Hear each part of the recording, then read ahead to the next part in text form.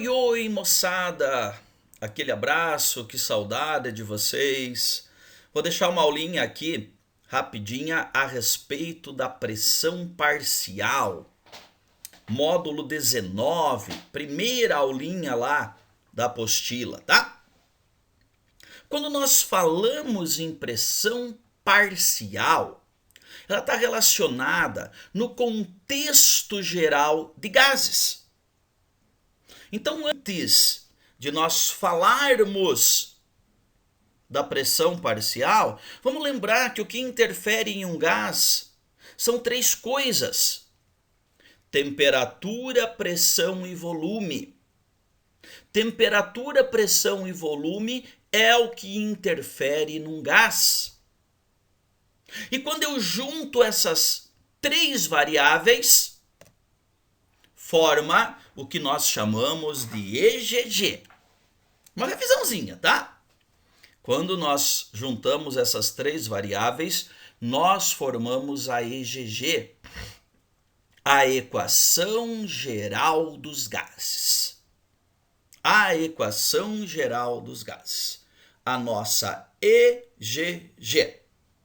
Que daí ela gira para as transformações isotérmica, isobárica e isovolumétrica, também chamada de isocórica, com as respectivas temperaturas estáveis, com a respectiva pressão constante, com o respectivo volume. Vou fazer um exercíciozinho bem rapidinho aqui só para lembrar. Você já fez esse exercício, tá? Mas só para lembrar, olha aqui. Certa massa de gás hidrogênio ocupa um volume de 100 litros, exercendo uma pressão de 5 atmosferas menos 73. Qual vai ser a temperatura quando o volume passar para 1000 e a pressão 1 atmosfera? Dá uma ajeitadinha, corrige ali a temperatura e vai para a formulazinha. Substitui PV por T, P1V1 por T1 igual a P2V2 por T2. Tá beleza? Tá feitinho ali o esqueminha? Pronto. Vou substituindo os valores até que eu chego a uma temperatura de 400 Kelvin. Não se empolgue demais nessa hora. Você não ir lá e marcar a letra A.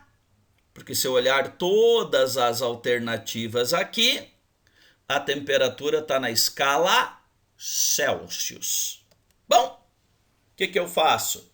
Subtraio 273 e nós temos uma temperatura de 127 graus.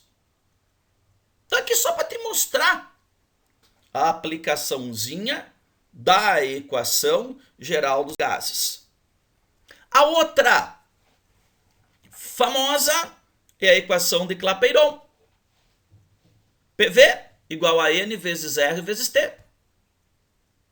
Pressão, volume, número de mols, constante universal dos gases, vezes temperatura.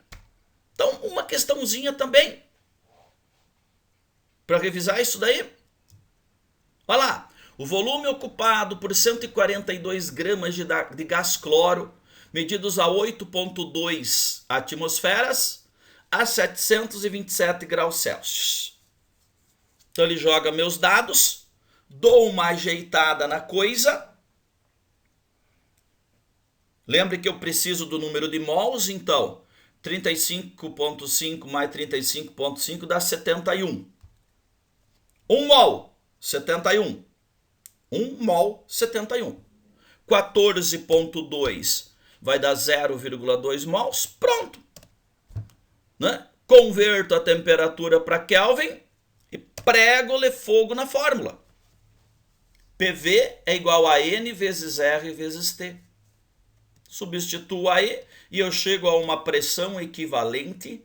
Ele quer volume, né? Eu chego a um volume equivalente a 2 litros. Você pode ver que nessa questãozinha aqui, ele facilitou a sua ele facilitou a sua vida. Por quê? Porque ele trabalhou com valores matemáticos adequados.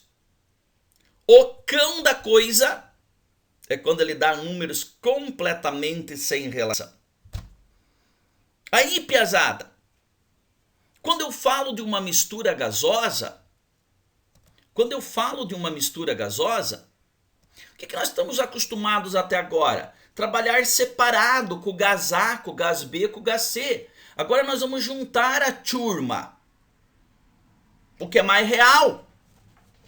E ao juntar, quanto é a pressão do CO2 nessa mistura?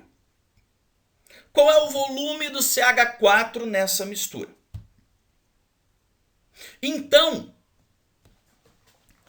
falar de valores parciais, eles são diretamente proporcionais ao número de mols. Eles são diretamente proporcionais ao número de mols. Eita, é isso mesmo. Diretamente proporcional ao número de mols. Deixa eu te mostrar um exemplozinho. Essa aulinha é um bate-pronto, só para pegar, bem legalzinha para você fazer uma revisão teórica e prática. Você já viu essa questão? 10 litros contém 10 gramas. 10 litros, volume total. De hidrogênio, 88 de CO2, 20 de hélio. Há uma temperatura de 27 graus. Então, qual é a pressão parcial do hidrogênio? Assim como ele podia ter perguntado qual é o volume parcial do CO2. Lembre que qualquer coisa parcial depende da proporção em mols.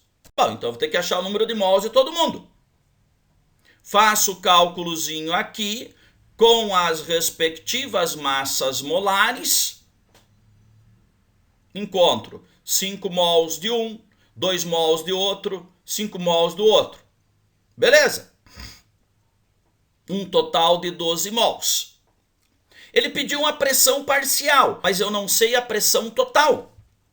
Então eu calculo a pressão total utilizando a equação do Clapeyron. PV igual a N vezes R vezes T. Achei a pressão total, agora eu mando ver na pressão parcial. Olha aqui. Uma mistura de 12 mols exerce uma pressão total que a gente calculou de 29,52. Mas a participação do hidrogênio dos 12 mols, 5 é hidrogênio. Ele vai participar com X pressão. Olha que chuchuzinha de questão. Molezinha de questão. Nós vamos ter um X aqui equivalente a 12,3 atmosferas. 12,3 atmosferas. Bom. Ele coloca uma outra questãozinha aqui para você desenvolver ela, né? Em um recipiente fechado com capacidade de 2 litros, encontra-se uma mistura de 42 gramas de nitrogênio, 16 gramas de oxigênio a 300 graus. Assinale a alternativa que expressa corretamente os valores de pressão parcial dos dois. É a mesma coisa. Acho o número de mols de hidrogênio e oxigênio, que vai dar um total de 2 mols. Mando ver na pressão total, que vai dar 24,6 atmosferas.